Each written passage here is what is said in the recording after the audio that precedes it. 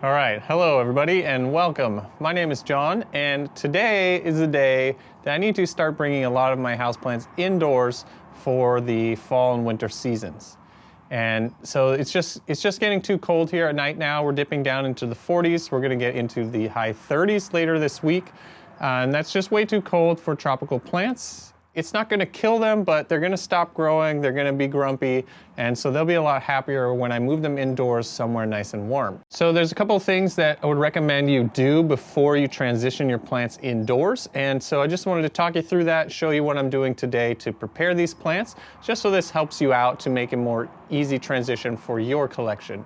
All right, and just remember about temperature for growing plants. It's all about how cold it gets at night, because it's still getting 80 degrees here every day, but because it's 45 at night, these plants are shut down for the season. It's too cold, they're gonna start losing leaves and being pretty upset. So even if it's getting nice and warm during the day, the nightly low temperature is what really determines how well your plants will do in a given season.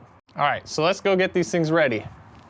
Okay, so here I'm going to show you some of my ficuses, because a lot of plants don't have this problem, but ficuses lose a lot of leaves when they get stressed out, and especially when they move from a bright environment like outdoors to an indoor spot in your home.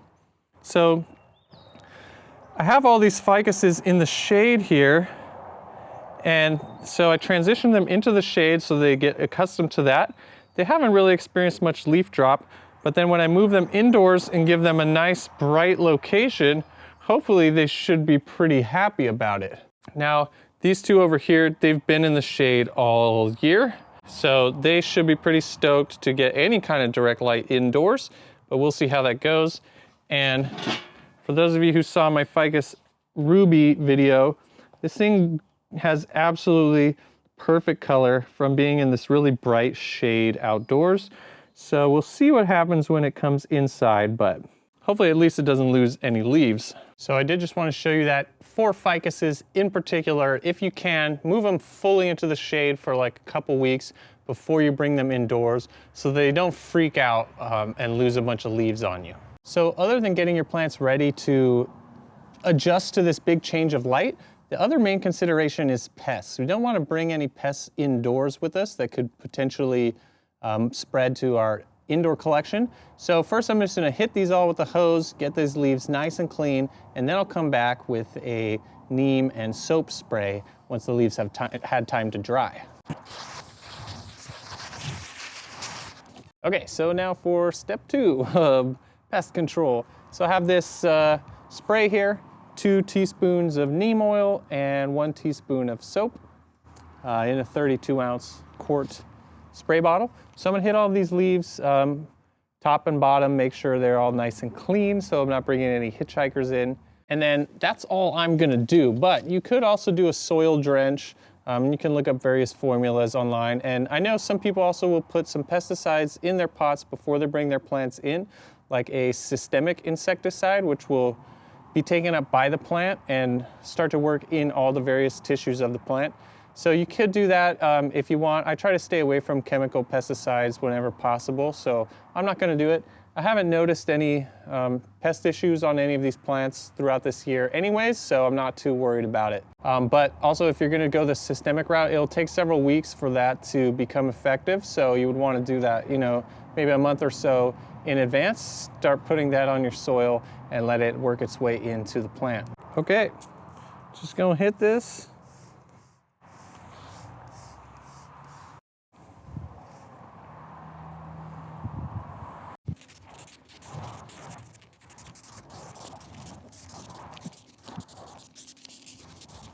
All right, so the other thing I want to do is I'm going to prune some of these plants. And so first of all, I'm pruning this one just for size, but also to give this plant an easier transition, because it's grown all these big, beautiful leaves while it's had access to all this nice outdoor light. So by removing a lot of these lower leaves, when I move it indoors to lower light, it's going to be able to focus all of its resources on the remaining top growth. So it's actually going to be a little bit easier so that this plant doesn't have to support such a huge plant anymore or such a huge mass of foliage. It's just going to get to focus on that newest and biggest growth. So I'm just gonna start at the bottom and work my way up until there's like 2 or 3 leaves on each of these stems in here.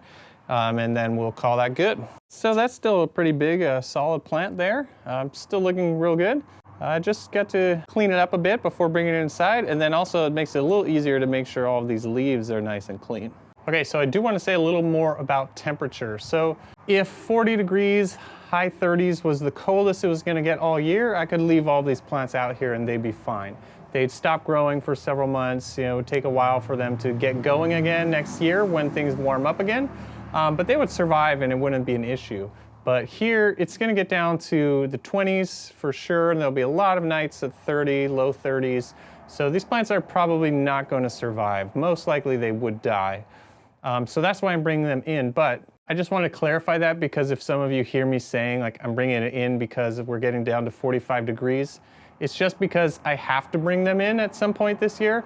Now is a good time to do that, because they're already gonna start to go dormant, because they're not going to grow when they're getting down into the 40s. But none of these plants are in danger at this time, and it's actually a little bit better to bring them indoors slightly earlier while they still have a lot of energy stored up to handle that transition. Okay, so that is it. I hope this helps you. I hope you enjoyed that. That's all I do is I rinse them with the hose, I spray them with the neem and soap, I prune them if necessary or if desired, and then I'm gonna go place them indoors somewhere nice and bright and warm so that they can really maximize that transition with the least amount of stress possible. So I hope that helps you. Best of luck to you with all of your plants, and especially any transitions you need to make. Hope that goes smoothly for you. And I hope to see you back here for another video real soon. Peace.